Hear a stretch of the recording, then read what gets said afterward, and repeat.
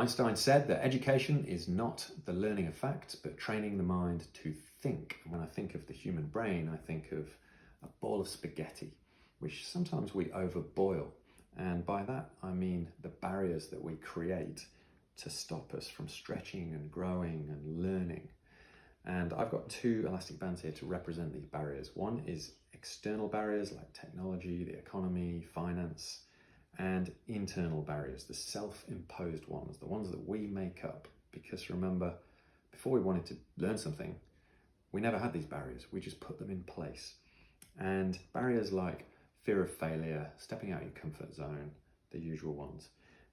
But we have this window of opportunity in these barriers that we need to open. But sometimes we just create and make up these barriers too much and the window closes.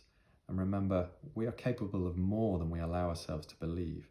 Sometimes it's impossible to go through.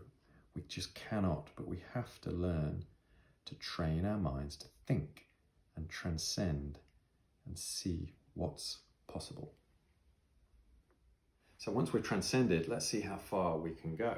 So I'm going to cut this elastic band so it can be stretched as far as it possibly can.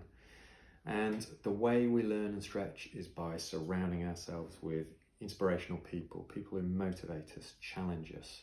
We must read more, we must listen more carefully, we must try new things, create something, learn a new language.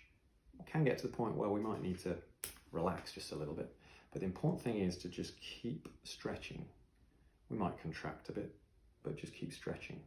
And then when you get to that point where you've learned something new and you've trained your mind to think, there's no going back.